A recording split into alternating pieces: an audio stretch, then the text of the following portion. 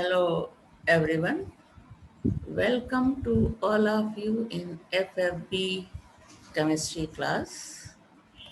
I hope everything is fine and uh, uh, all the best for all of you for the examination. आज हमने जो topic लिया है आज के क्लास के लिए वो है आइसोमेरिज इन हाइड्रोकार्बन। हाइड्रोकार्बन चैप्टर पे स्टडी तुम लोगों की पहले भी हो चुकी है, लेकिन उसमें कुछ आइसोमेरिज पे भी डिस्कस किया था, लेकिन स्टीरियो आइसोमेरिज पे कम डिस्कस हुआ था, थोड़ा बहुत शॉर्ट में बताया था। तो आज हम कंप्लीटली डिस्कस करेंगे isomerism in hydrocarbon, both types of hydrocarbon, aromatic and aliphatic.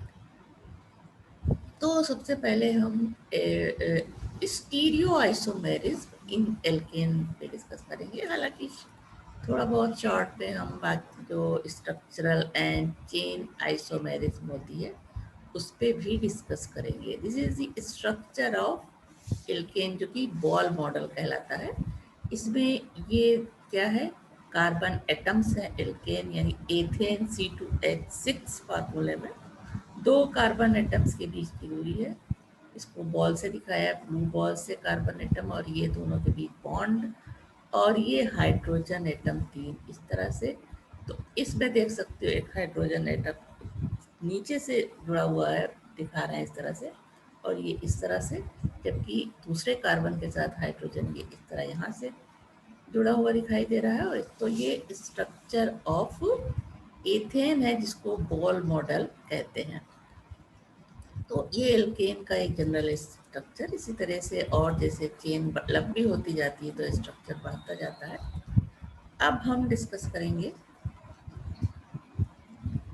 Isomerism in hydrocarbon, और जिसमें हम स्टार्ट करेंगे एल्केन से।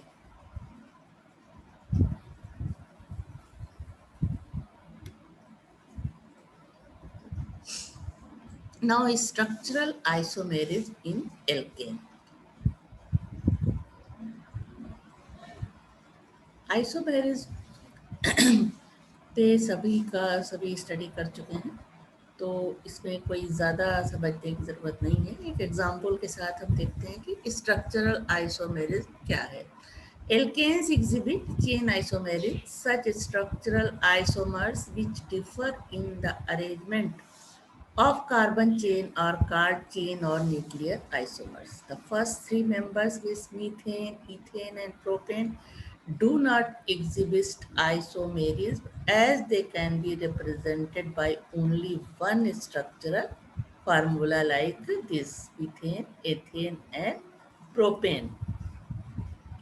However, propane consists of two types of carbon atoms, primary and secondary. If hydrogen of primary carbon or secondary carbon is replaced by a methyl group, two possible structures result. Primary structure CH3CH2 CH3, and secondary structure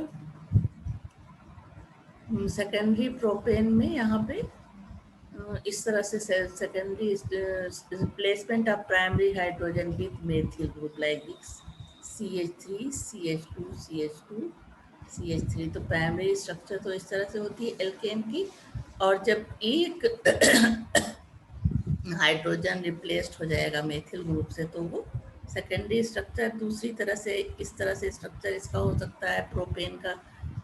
जब ये तुम्हारा propane था पहला वाला, methane, ethane and propane, primary and secondary structure दोनों ही होगी। यहाँ पे replacement of primary hydrogen with methyl group, then we get N-butane, and when replacement of secondary hydrogen with methyl group, then we get isobutane, structure like this। तो इस तरह से दो chain isomers बनते हैं एक ही मॉलिक्यूलर फॉर्मूले से। Thus, butane has two chain isomers. With increase in the number of carbon atoms In the molecule, the number of chain isomers also increase.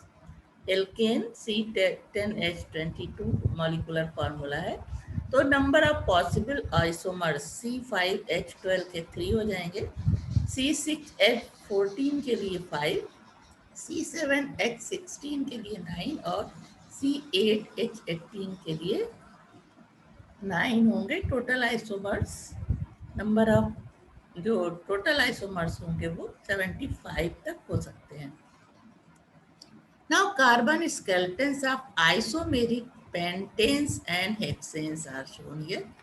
N pentane normal pentane होगा तो carbon atoms इस तरह से जुड़े होंगे, और जब आइसोपेंटेन होगा तो एक कार्बन एटम इस तरह से यानी मेथिल ग्रुप साइड में जुड़ा होगा, ये हो जाएगा आइसोपेंटेन या IUPAC नाम होगा इसका, 2 methyl butane, 4 carbon straight line में और 1 साइड में। और जब इस तरह से ये जुड़ा होगा चारों वैलेंसी पे 4 मेथिल ग्रुप जुड़ जाएंगे, तो मॉलिक्यूलर फार्मूला सेम होगा, पेंटेन ही होगा, ये कहलाएगा नियोपेंटेन। लेकिन IUPAC नाम इसका हो जाएगा 2,2 डाई मेथिल प्रोपेन, क्योंकि ये एक चेन बन रही है और दोनों साइड में मेथिल ग्रुप है। और इसका बॉन्ड लाइन रोटेशन पहला जो नॉर्मल होगा, नॉर्मल पेंटेन की इस तरह से होगी, और जो आइसोपेंटेन उसका स्ट्रक्चर इस तरह से होगा। ये साइड का जो साइड में C ग्रुप है उसको इस तरह से दिखाया हुआ है, और नियो के लिए इस तरह से क्रॉस स्ट्रक्चर प्लस स्ट्रक्चर बनेगी। यहाँ कार्बन एटम और ये 4 ग्रुप उससे जुड़े हुए हैं, कार्बन यानी मेथिल ग्रुप जुड़े हुए हैं। Greater the branching, greater the stability. So increasing order of stability is N-pentane is less stable than isopentane, and is this less stable than neopentane. तो most stable compound है neopentane. Now hexane, N-hexane का structure इस तरह से होगा, N-isohexane या 2-मेथिल pentane इसका structure इस तरह से हो जाएगा। दूसरे भी इसके 5 आइसोमर्स हो सकते हैं, 2-मेथिल पेंटेन, यहाँ बीच में साइड में मेथिल ग्रुप जुड़ा होगा, और इस तरह से चौथा इसका आइसोमर इस तरह से होगा, 4 कार्बन स्ट्रेट लाइन में और 2 साइड में, और 5वां आइसोमर्स होगा 4 कार्बन इस तरह से स्ट्रेट लाइन में और 2 कार्बन एक ही साइड में। यहाँ पे क्या है, 2 मेथिल ग्रुप 2 साइड में है, जबकि यहाँ पे एक ही। तो इस तरह से ये 5 आइसोमर्स हो गए किसके, हेक्सेन के। एन हेक्सेन से शुरू होता है 2 मेथिल पेंटेन, 3 मेथिल पेंटेन, उसके बाद 2,2 di methyl butane and 2,3 di methyl butane. यहाँ पे 2 एक साइड में, दोनों में डिफरेंस क्या है, एक ही कार्बन से 2 मेथिल ग्रुप जुड़ गए, और यहाँ पे 2 अलग अलग कार्बन से 2 मेथिल ग्रुप जुड़े हैं। नाउ स्टीरियोआइसोमेरिज्म इन हाइड्रोकार्बन, स्टीरियोआइसोमेरिज्म इन एल्केन में मीथेन, एथेन, ब्यूटेन, इसी में हमको डिस्कस करना है। तो सबसे पहले हाइड्रोकार्बन जो हमने चूज किया है वो है एल्केन। एल्केन में अभी इस जो चेन आइसोमेरिज्म देखी, यानी स्ट्रक्चरल आइसोमेरिज्म, उसके बाद जो मेन हमको डिस्कस करना है एल्केन के बारे में वो है stereo isomerism. Stereoisomerism occur due to the difference in relative arrangement of atoms or group in space. Stereoisomerism बड़ा सा 2 तरह की होती है, एक ऑप्टिकल आइसोमेरिज्म और ये दूसरा geometrical isomerism.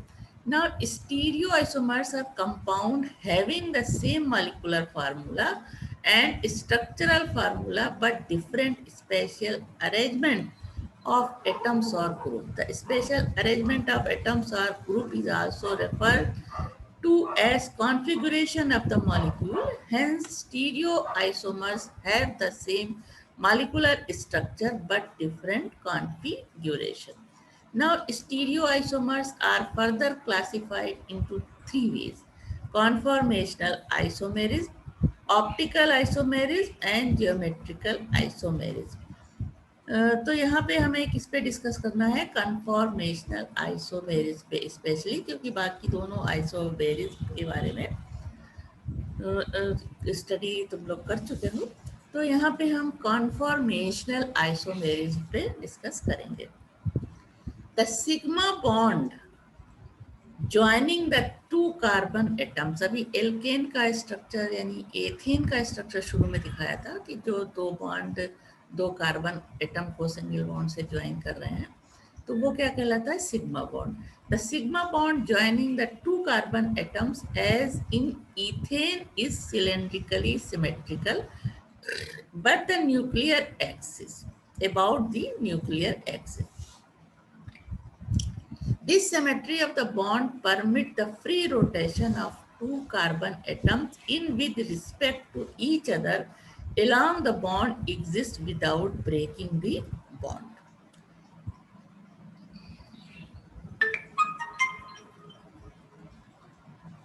If one CH3 group is kept stationary and the other methyl groups is allowed to rotate through CC axis, an infinite number of atomic arrangement are possible depending upon the angle theta through which the CH3 group is rotated.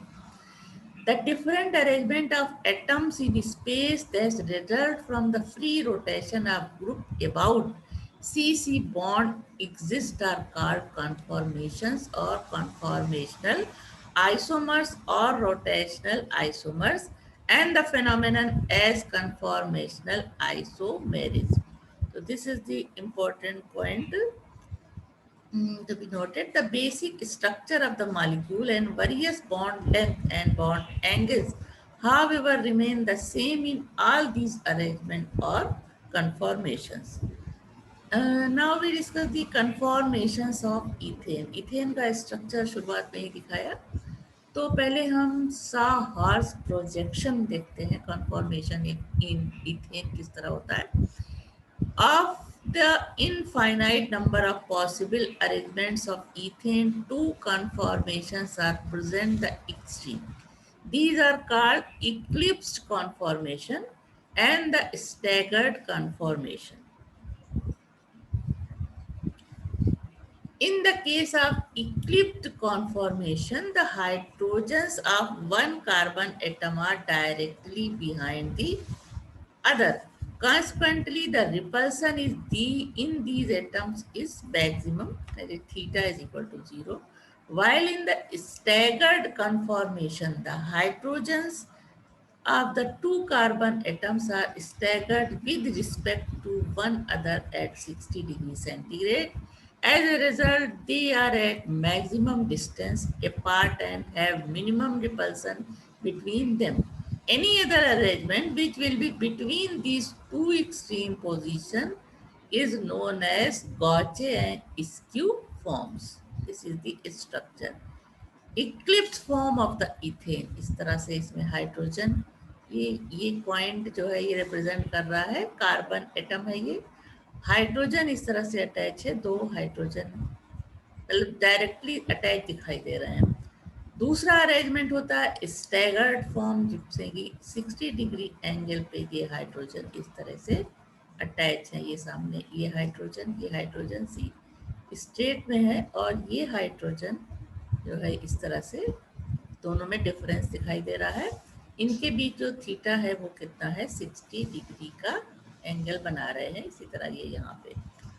और तीसरी position जो इन दोनों से इधर होती है वो होती है गौचे और स्क्यू फॉर्म्स, इसमें हाइड्रोजन इस तरह से अटैच है, दो हाइड्रोजन इस तरह से और तीसरा इस तरह से।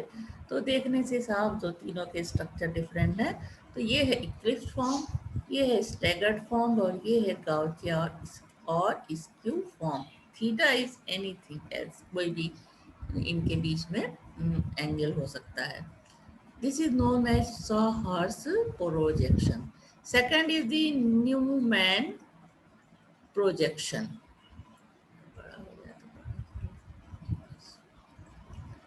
Newman projection, the two carbon atoms form the sigma bonds are represented by two circles, one behind the other.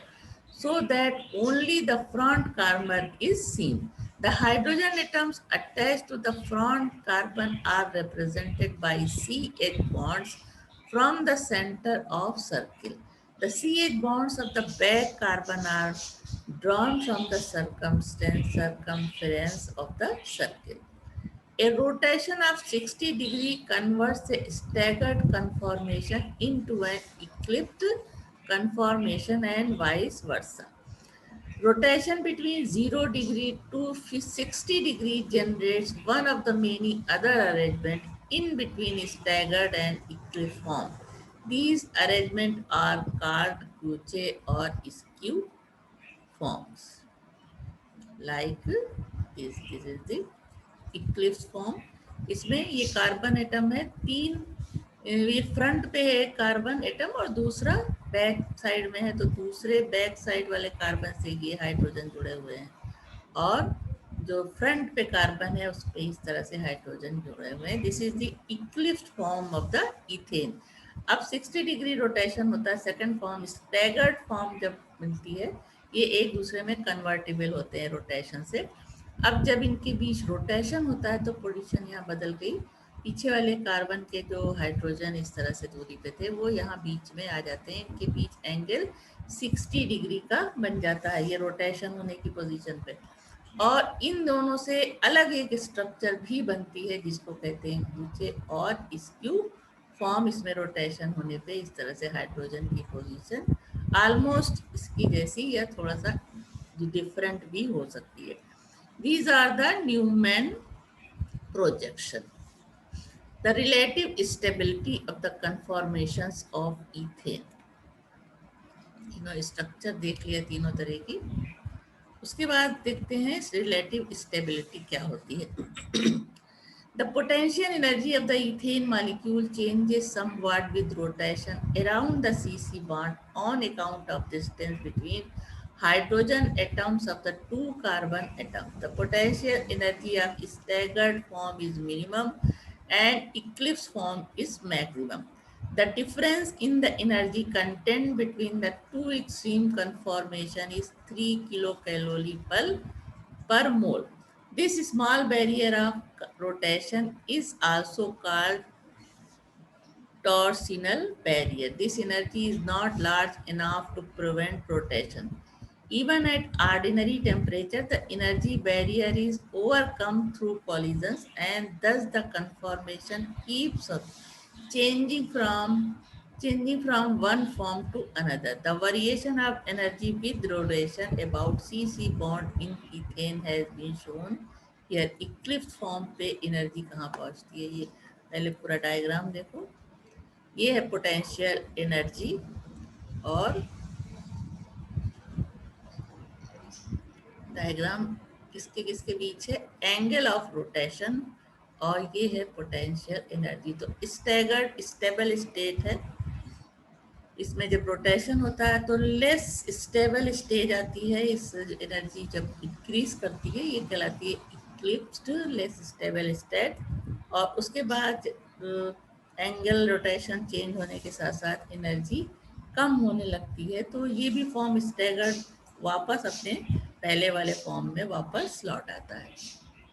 This is this graph shows the angle of rotation.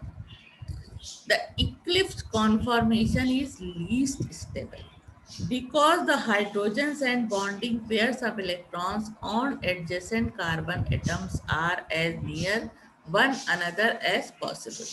This causes maximum repulsion. Thus, the eclipse form is less abundant. अभी देखा था पास पास hydrogen हो जाते हैं diagram में. Now the staggered conformation is most stable because अभी diagram जो drop देखा उसमें भी इक्लिप्स पोजीशन पे जाके फिर वापस उसी पोजीशन पे एनर्जी बढ़ने के कम होने के साथ साथ आ जाता है. The staggered conformation is most stable because the hydrogens and bonding pairs of electrons are at maximum distance.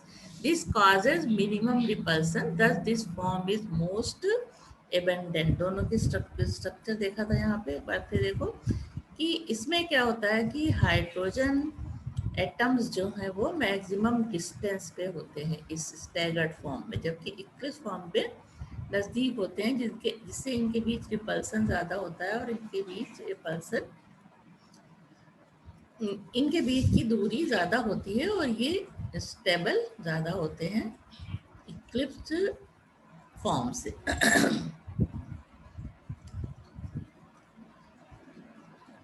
This causes minimum repulsion, जब दूर दूर होंगे तो उनके बीच रिपल्सन मिनिमम होगा और पास पास होने में रिपल्सन मैक्सिमम हो जाता है। दस the Eclipse form is less abundant and staggered form is most abundant. The other conformation lie between these two instability. It is not possible to isolate the different conformations of ethane because they are constantly interconverting. In higher alkanes, one or more hydrogen atoms of ethane are replaced by alkyl group. Other higher hydrocarbons and substituted ethane all exist in these conformations. The study of their properties is known as conformational analysis. अब ये structure इस तरह से होता है ethane का।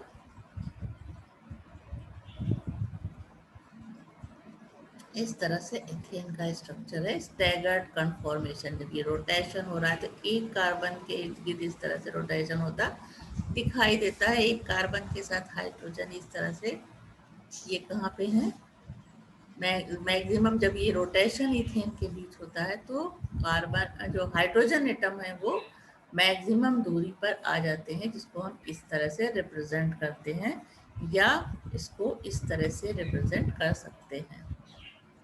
This is the front carbon, और जो पीछे वाला कार्बन होता है रोटेशन होने पे ये इस तरह दिखाई देने लगता है, तो पीछे का एक कार्बन पीछे की तरफ चला जाता है इस तरह से।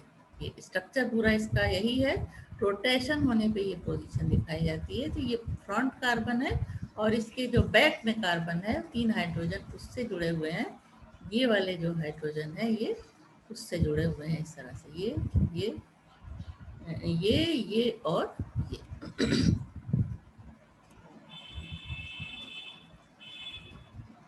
ये स्ट्रक्चर ऑफ इथेन ये शुरू में दिखाया था, इस तरह से होता है। और इनके बीच जब रोटेशन होता है तो दो फॉर्म किस तरह से बनते हैं वो चीज़ें देखा। अब यहाँ शॉर्ट में दिया है the Newman projection of ethane, जो कि अभी दिखा चुके हैं। This symbol says look along this carbon carbon atom. इस तरह से जब हम देखेंगे तो इस तरह से पहले स्ट्रक्चर दिखाई देता है। इथेन इक्लिप्स कॉन्फॉर्मेशन होता है ये, फिर ये चेंज हो जाता है Eclipse conformation, CH bonds on front carbon eclipse, CH bonds on back carbon। इस तरह से जो इक्लिप्स फेज होती है कॉन्फॉर्मेशन की उसमें स्ट्रक्चर इथेन की इस तरह दिखाई देगी। The circle is mean to depict front end carbon which block the view of the back carbon.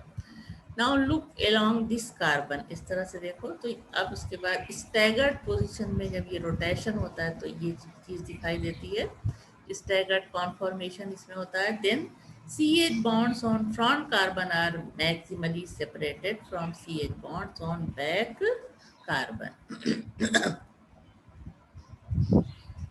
और क्लियरली स्ट्रक्चर इस तरह से रिप्रेजेंट हुआ है। जो फ्रंट कार्बन है उसको यहाँ पे ब्लू से दिखाया है और बैक कार्बन के साथ हाइड्रोजन जुड़े हुए हैं जो वो इस तरह से दिखाया है। This is the Eclipse form of ethane यानी इक्लिप्स कॉन्फॉर्मेशन। ये है सॉहर्स पोजीशन जो शुरू में दिखाई थी। ये है न्यूमैन प्रोजेक्शन को इस तरह से रिप्रेजेंट करते हैं। उसके बाद आ जाते हैं कन्फॉर्मेशंस ऑफ प्रोपेन। अभी तक हमने इथेन के बारे में डिस्कस किया, अब हम यहाँ पे आते हैं conformation of propane. The conformations of propane are similar to those of ethane, except that one of the hydrogen atoms is replaced by a methyl group. The two extreme conformations of propane are shown Newman projection. The difference in the potential energy between these extreme conformation is about 3.4 kilocalorie per mole. This is the eclipsed form of propane. इसमें एक hydrogen atom replace हो गया है CH3 group से और staggered form इस तरह से होगा. तो स्ट्रक्चर सेम है क्योंकि एल्केन है ये भी, सिर्फ एक हाइड्रोजन CH3 ग्रुप से रिप्लेस्ड है. Now this is the conformation of propane. Even then, this energy barrier of rotation about CC bond is so small that it cannot prevent rotation. As a result, the two conformations are readily interconvertible by rotation through an angle of 60 degrees centigrade, and thus it is not possible to separate these two conformations. Now, conformations of butane. N-butane molecules can be considered as a dimethyl derivative of ethane, in which one hydrogen atom of each carbon is replaced by methyl group as here. यहाँ पे एक एक hydrogen replace करके carbon से क्या जुड़ जा रहा है, इस कार्बन से मेथिल ग्रुप. तो स्ट्रक्चर सेम है, एल्केन है, स्ट्रक्चर सेम है, एल्केन से मिलता जुलता है. If now one of these central carbon atoms C2 or C3 is fixed and the other is rotated around the central C2 C3 bond through an angle of 360 degree, we get many conformations. Now see again, if now one of these central carbon atom is fixed and the other is rotated round the central bond through an angle of 360 degree, we get many conformations. Out of these, only 6 conformations are important and their Newman projection are this. इस तरह से staggered position किस तरह से दिखेगी, इस तरह से दो हाइड्रोजन की जगह यहाँ पे एक कार्बन से एक CH3 जुड़ा है और बैक कार्बन से, ये फ्रंट कार्बन से जुड़ा है और ये बैक कार्बन से. इक्लिप्स्ड फॉर्म इस तरह से होगी, पास पास आ जाएंगे एक CH3 एंड CH फॉर्म. यहाँ पे एंगल इनके बीच 240 डिग्री का होगा और यहाँ पे 180 डिग्री. और थर्ड पोजीशन इस तरह से होगी जिसमें कि इन दोनों के बीच की पोजीशन होती है और अपनी पोजीशन कहीं भी रोटेशन में बना सकते हैं. उसके अलावा अगली पोजीशन फुली इक्लिप्स्ड इस तरह से आएगी, हाइड्रोजन हाइड्रोजन पास में आ गए, मेथिल मेथिल ग्रुप. तो ये रोटेशन जब हो रहा है तो इस तरह के फॉर्म डेवलप होते रहते हैं. उसके बाद स्क्रू और गॉचे फॉर्म में इस तरह से हो जाएगा, चारों हाइड्रोजन पास पास हो गए और ये दो मेथिल ग्रुप एक साथ हो गए.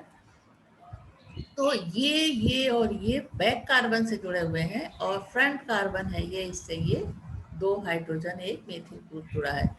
अब उसके बाद इक्लिप्स फॉर्म 120 रोटेशन पे इस तरह से पास आ जाएगा. यहाँ पे CH3H ग्रुप पास पास है और यहाँ पे दो हाइड्रोजन पास पास है.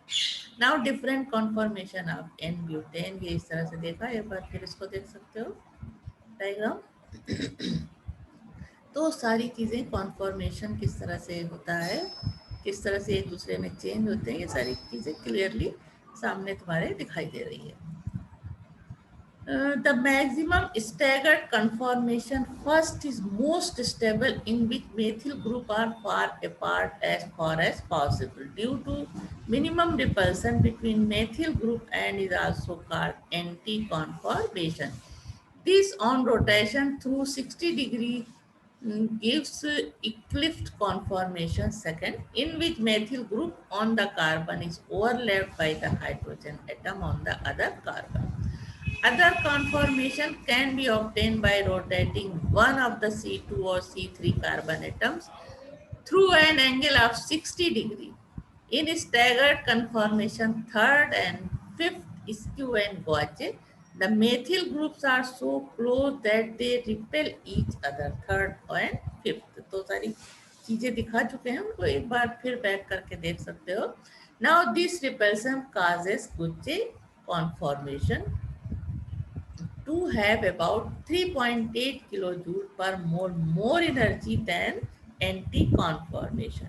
The conformation second and fourth Second and sixth are partially eclipsed and unstable because of repulsion. Their potential energy is 14.6. In conformation fourth fully eclipsed structure जो देखा था, the steric strain is maximum. Hence, this conformation is most unstable and have potential energy 18.4 kilojoule per mole. This is because of repulsion between methyl group which are very close together.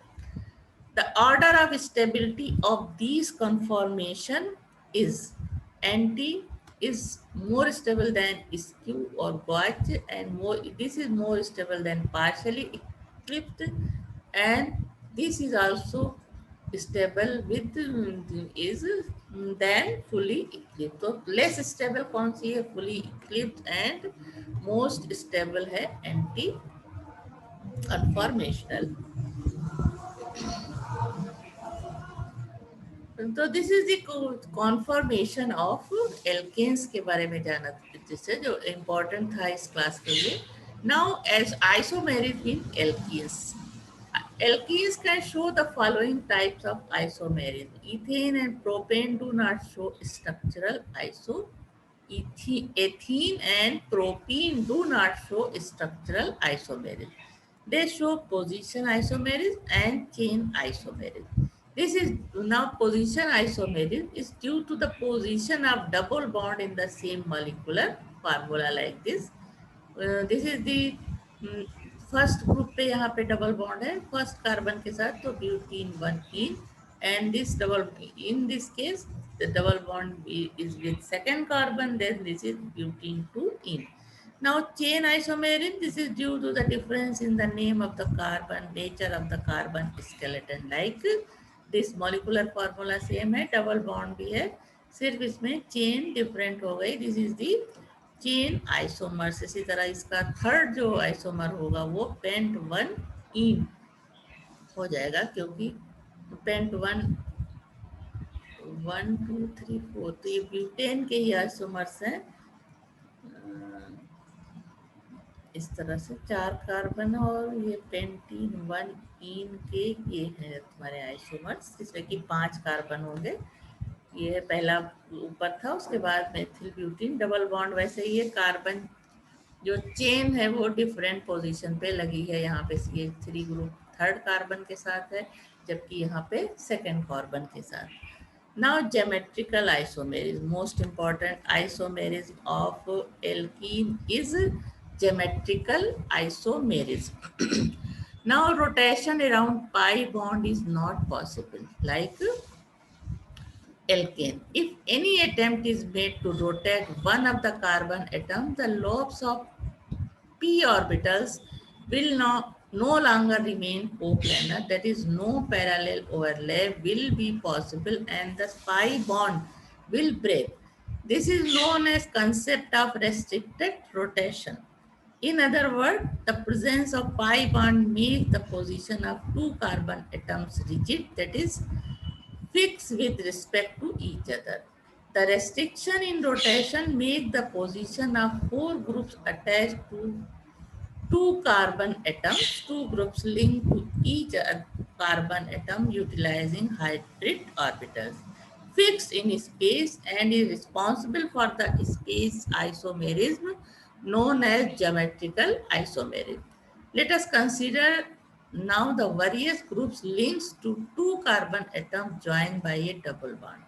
When 2 groups attached to a carbon atoms like this, same side में है A, इधर ये दोनों same side में है और इधर ये डिफरेंट साइड में है, या ये इस तरह से अटैच हो सकते हैं, ए सामने सामने एंड बी सामने सामने, या इस तरह से भी हो सकते हैं AB एंड AD.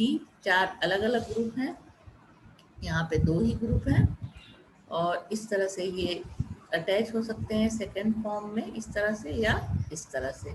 तब बोथ स्ट्रक्चर आर आइडेंटिकल, दोनों ही पोजीशन में. Geometrical figures in first and second will be identical. Hence, no geometrical isomer isomers are possible. Second case, when two groups attached to a carbon atoms are different. Carbon atom से B and A जुड़ा है, इधर भी B and A जुड़ा है, ये दोनों एक ही साइड में है, B के सामने A है. दूसरी पोजीशन में ये नॉन आइडेंटिकल है, A के सामने इधर A जुड़ा हुआ है क्रॉस में और इधर ये, यानी बी ए, यहाँ पे बी बी था, यहाँ बी ए, यहाँ ए बी, इस तरह से जुड़ा हुआ है कि नॉन आइडेंटिकल पोजीशन हो गई. ये भी नॉन आइडेंटिकल प्रोसेस है, तीन चार ग्रुप जुड़े हैं, चारों अलग अलग हैं, इस तरह से जुड़े हुए हैं. उसके बाद ये फिफ्थ पोजीशन है जिसमें बी ए डी या बी ए बी इस तरह से जुड़ा हुआ है. The geometrical figures in third, fourth and fifth will be different and hence geometrical isomers are possible in these cases, third, fourth and fifth. Such isomers which possess the same molecular and structural formula but differ in the arrangement of atoms are grouped in space due to restricted rotation around the double bond atoms, that is CC double bond, या C double bond N or NN double bond, are known as geometrical isomers and phenomenon is known as geometrical isomerism. Now see again this.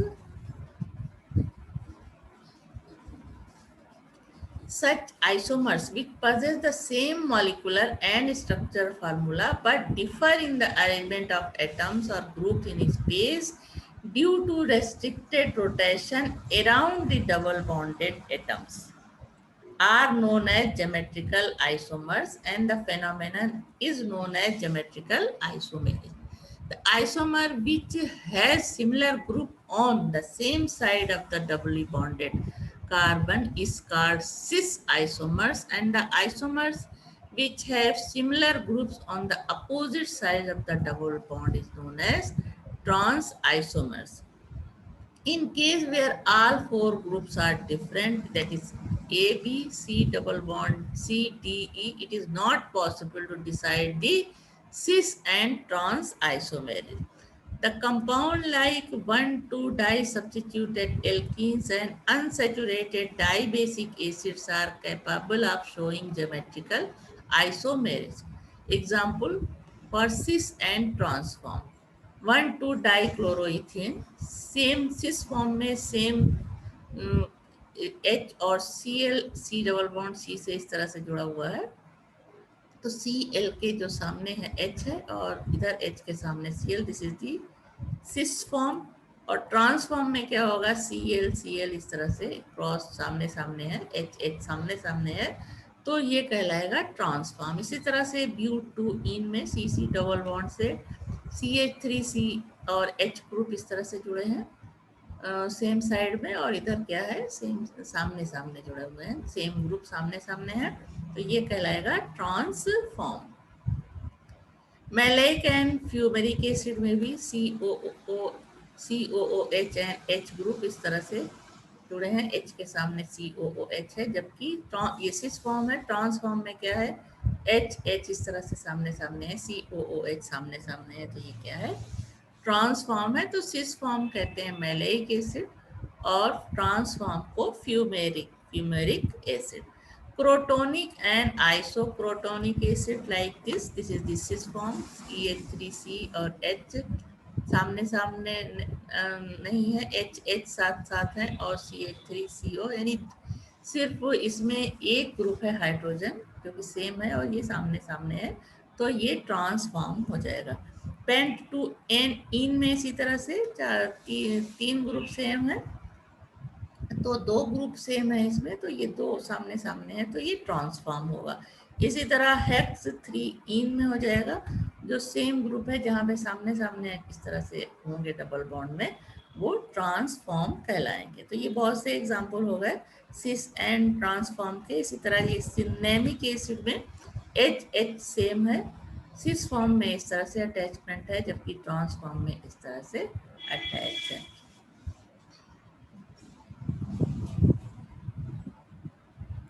However, geometrical isomerism is not possible in the following alkenes having identical atoms or groups on one or both the doubly bonded carbon atoms. Examples are ethane, same group है तो इसमें कोई geometrical isomerism नहीं हो सकती। इसमें भी 3 same group है, सिर्फ एक डिफरेंट है, यहाँ भी ज्योमेट्रिकल आइसोमेरिज्म नहीं शो कर सकते। ब्यूटीन 1 में भी नहीं है। और तो सारे ये एग्जाम्पल कौन से हैं जिनमें कि एल्केन्स हैविंग आइडेंटिकल एटम्स और groups on one or both the doubly bonded carbon atom. These are such types of example.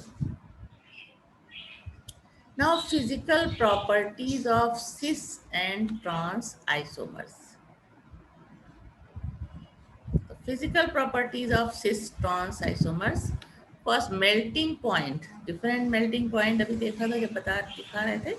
Melting point of trans isomer is more than that of cis isomers. Boiling point of cis isomer is more than that of trans isomers. The solubility, viscosity, and refractive index of cis isomer is more than the trans isomers in a given solvent.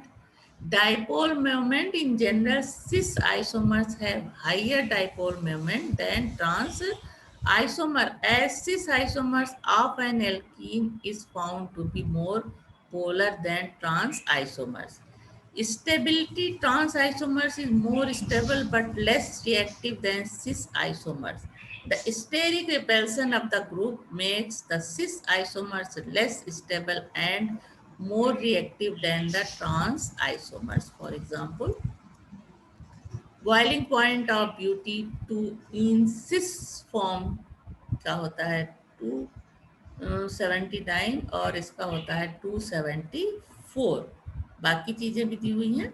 Cis form है, ये trans form है। इसी तरह 1,2 die chloro ethane में सिस form में boiling point है 333.3, जबकि यहाँ पे 320 है ट्रांस फॉर्म में। तो डिफरेंस होता है बॉइलिंग एंड मेल्टिंग पॉइंट दोनों फॉर्म के। Cis trans isomers are configuration isomers and card, दिख नहीं रहा है तुम लोगों को।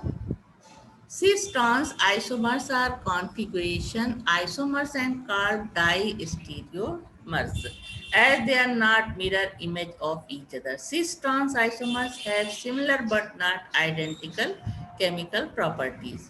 Now, which of the following structure will display geometrical isomerism?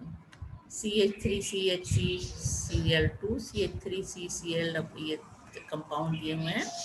तो drawing the geometrical figure first का इस तरह से बना सकते हैं। तो ये इस तरह से स्ट्रक्चर बन सकता है CH3 Cl ClH और इसका ClCl, इस तरह से बन सकता है।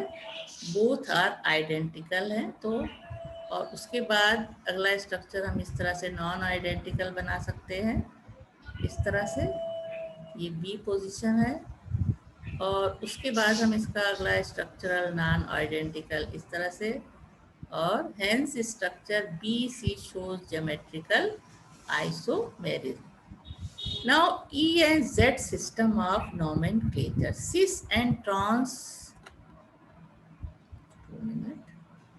cis and trans designations cannot be used if 3 or 4 different atoms or groups are attached to the carbon atoms of double bond. इस तरह से चारों अगर अलग अलग हैं, जुड़े हुए हैं atom carbon carbon double bond से, तब ये सिस और ट्रांसफॉर्म जो है हमें डिसाइड करना डिफिकल्ट होता है। In such cases E and Z system of nomenclature is used.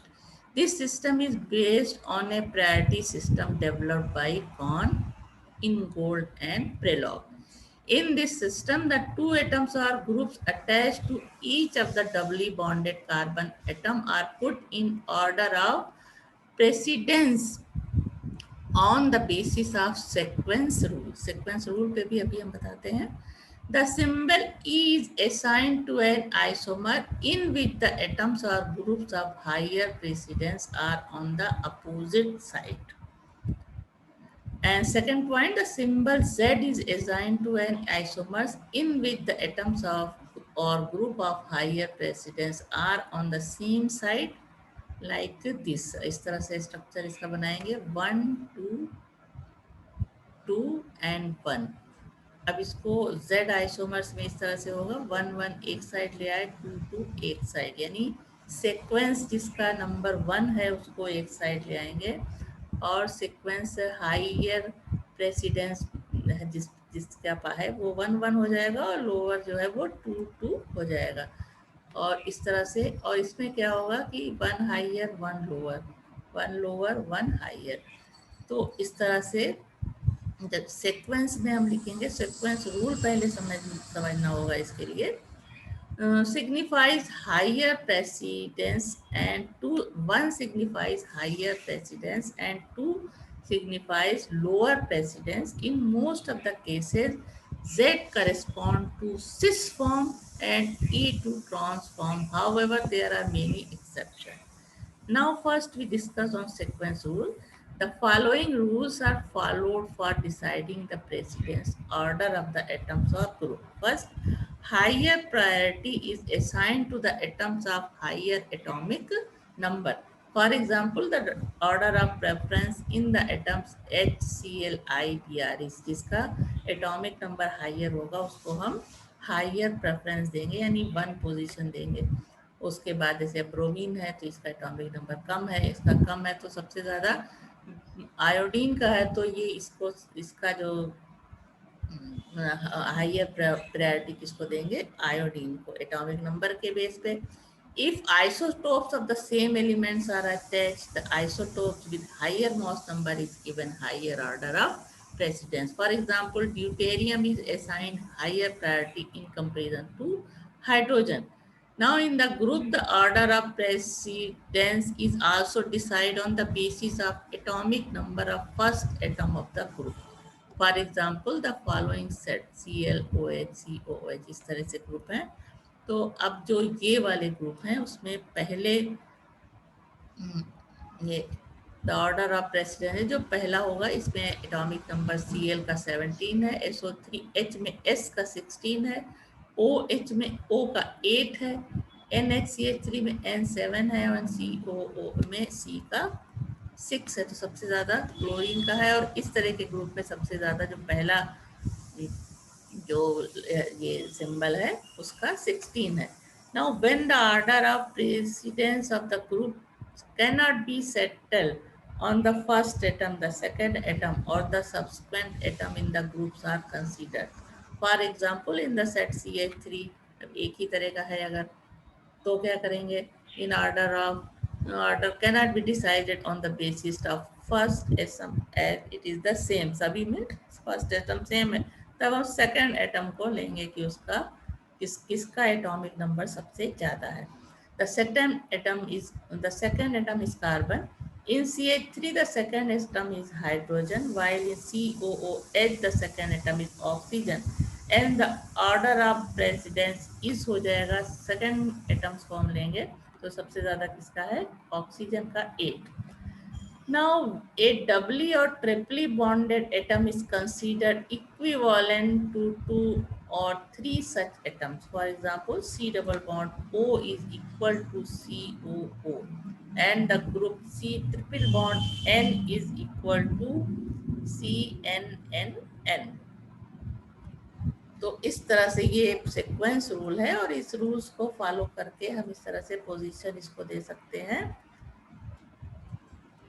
E and Z system nomenclature use कर सकते हैं. E is assigned to the isomer in which the atoms or groups of higher precedence are on the opposite side. अब इसको clear समझ सकते हो, यहाँ से यहाँ पे बल्कि दिया हुआ है. फर्स्ट क्या है देख करके नोट करिए इसको. The symbol E is assigned to an isomer in which the atoms or groups of higher precedence are on the opposite side. And the symbol Z assigned to isomers in which the atoms or groups of higher precedence are same side, तो same side में जो होगा वो ई isomers कहलाएगा, और higher प्रेसीडिंग वाला जो opposite side में होगा इस तरह से, तो वो जेड आइसोमर कहलाएगा। तो प्रायोरिटी रोल इसके लिए याद करना होगा, जो 3-4 पॉइंट बताए हैं वो ध्यान में रखना होगा, और उसके बाद इसको हम क्लियर निकाल पहचान लेंगे कि कौन सा ई आइसोमर्स है और कौन सा Z isomer. Give the E Z designation of each of the following, इस तरह से ये दिया हुआ है, इसमें ई और जेड निकालना है। The preceding order in the case of this C L F, F का 2 हो जाएगा, इसका 1 है और इसका 2। तो अपोजिट साइड में जब रखा जाएगा तो ये क्या होगा, it is Z isomers. And the same side में जब होगा तो ये दूसरे केस में इस तरह से दोनों को सामने लिख करके इसको मिलाते जाएंगे तो हमें ई और जेड फॉर्म समझ में आता जाएगा। इस तरह से ये देखते चलिए, सारा जो एक्सरसाइज के क्वेश्चन पूरी तरह से सॉल्व करके दिखाए हुए हैं, इसको देखिए अपने से और समझने की कोशिश करें।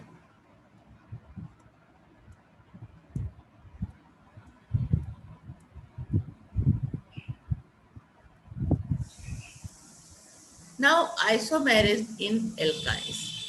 Ethine does not show any type of isomerism. Other alkynes can exhibit the following types of structural isomerism. Chain isomerism. It is due to the difference in the type of carbon skeleton like this. Carbon skeleton में change हो जाता है, तो इस तरह से ये chain isomerism कहलाती है। Position isomerism is due to the difference in the position of triple bond in the carbon atom like this, butyne 1, butyne 2, pentyne 1 and pentyne 2. Now functional isomerism, alkynes and dienes have same molecular formula. Alkynes contain one triple bond while dienes contain two double bonds in their molecules. C4H6 represent butane and butadiene like this. यहाँ पे triple bond है और यहाँ पे 2 double bond है, ये कहलाता है ब्यूटा 1,3 डाईइन, और ये ब्यूट 1 आइन। इसी तरह प्रोपाइन, प्रोपा 1,2 डाईइन। तो ये क्या कह होते हैं, फंक्शनल आइसोमेरिज। इसमें ट्रिपल, एक में ट्रिपल बॉन्ड है और एक में डबल बॉन्ड है। Now ring chain isomerism, alkynes and cycloalkenes having the same molecular formula are ring chain isomers like propine, and this is cyclopropene. तो साइक्लिक कंपाउंड है ये, यहाँ पे ट्रिपल बॉन्ड है, यहाँ डबल बॉन्ड है। ब्यूट 1 आइन ट्रिपल बॉन्ड है, और ये साइक्लोब्यूटीन, यहाँ पे ये पहली बार साइक्लिक कंपाउंड है, दूसरा इसमें डबल बॉन्ड है। Now, isomerism in arenes. Benzene derivatives are obtained by the replacement of 1, 2, 3, 4, 5 or 6 hydrogen atoms from the benzene molecule with equal number of univalent group like this. Monosubstituted compound of benzene, this is disubstituted, जब 2 hydrogen replace हो जाएगा, इसी तरह 3 replace हो जाएगा तो try substituted compound सारे के सारे हो जाएंगे, तो ये polysubstituted derivative of benzene होगा। Since benzene is a symmetrical molecule, that is all the 6 hydrogen atoms in benzene are equivalent, only one monosubstituted derivative is possible. Thus, any one carbon atom in the benzene ring can be numbered as 1, but for uniformity, the top carbon atom of the nucleus is numbered as 1, while the rest are numbered in clockwise direction as shown here. इस तरह से 1, 2, 3, 4, 5, 6 number of carbon इस तरह से position किए जाते हैं, और जब कोई ग्रुप यहाँ जुड़ा हुआ है तो भी इसके कार्बन को पहला नंबर, और इस तरह से ये क्लॉकवाइज नंबरिंग की जाती है। Thus, moni substitution products of benzene do not show isomerism. When 2 hydrogen atom in benzene are replaced by 2 univalent group which may be same or different. Three position isomers are possible. Since the six hydrogen atoms in benzene are equivalent, the position 1, 2, 1, 6 are equivalent, and 1, 2 disubstituted benzene derivatives is known as ortho compound. 1, 3 and 1, 5 position are equivalent, and a 1, 3 or 1, 5 disubstituted derivatives is known as beta compound. The 1, 4 disubstituted derivative is known as para compound. So these are the ortho position. These are the ortho. This is the meta position, and uh, this is the ortho position, this is the para position, and this is the meta position. Now ortho isomers 1, 2 इस तरह से ये ortho position यहाँ पे दिखाई हुई है. 1 के बाद 2 पोजीशन, जब एक सब्स्टिट्यूटेड ग्रुप लगा हुआ है तो दूसरा ग्रुप कहाँ, आर्थो पोजीशन, ये पोजीशन आर्थो कहलाती है. तो ये आर्थो आइसोमर्स कहलाते हैं. उसी तरह से मेटा पोजीशन, ये वाली पोजीशन मेटा होती है इधर या इधर, यानी 5 पोजीशन 1, 5 और 1, 3 पोजीशन मेटा आइसोमर्स कहलाते हैं. मोटा मेटा पोजीशन होती है जब कोई दूसरा ग्रुप एक ग्रुप के जुड़े होने पे जुड़ता है और नीचे वाला ग्रुप सामने जो इसके होता है, ये पैरा पोजीशन, या इस ग्रुप पे जब जुड़ेगा कोई भी सब्स्टिट्यूट तो ये कहलाएगा para isomer. Thus, the three position isomers of dimethylbenzene or xylene are 1, 2 ortho, 1, 3 meta, and 1, 4 para. In the case of tri-substituted derivatives of benzene, the number of isomers depend on the nature of substituents. If the three substituents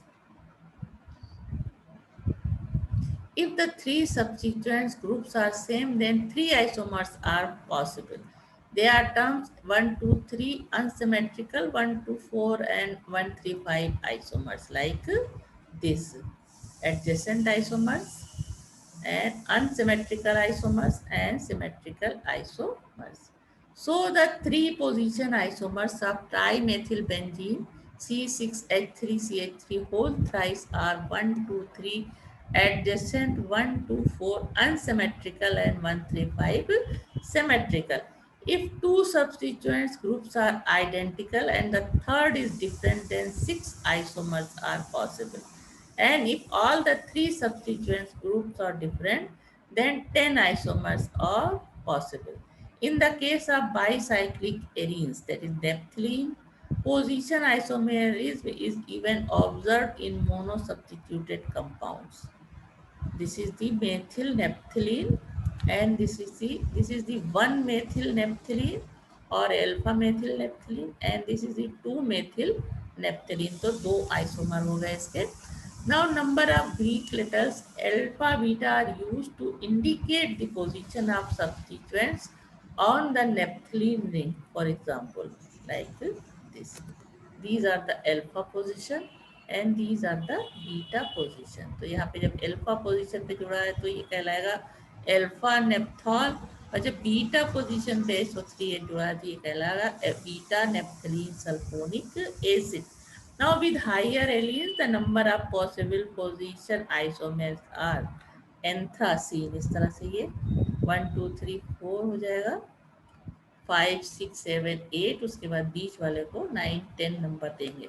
तो जब बीच में अगर जुड़ा हुआ है nitro group तो इसका नाम होगा 9, 10 dinitro anthracene. These are the polybenzene compound.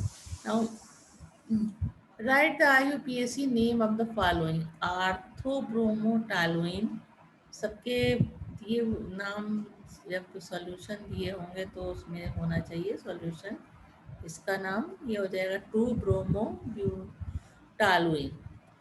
2 position पे ब्रोमो है तो 2 ब्रोमो टालोइन. इसका नाम हो जाएगा CH3 2 है, COOH ग्रुप लगा है तो 2 फेनिल इथेनोइक एसिड. अगले का नाम क्या होगा, 3 ब्रोमो NH2 पोजीशन दिया हुआ है 2, 4, 6 ट्राई ब्रोमो एनिलीन, और इसका हो जाएगा मेथिल बेंजोएट. सारी चीज़ें पता है सबको, 4 chloro, this is the 4 chloro toluene, 1 position पे CH3 ग्रुप लगा है तो दिस इज टालुइन। और उसके बाद ये कंपाउंड है फेनिल इथेनोएट।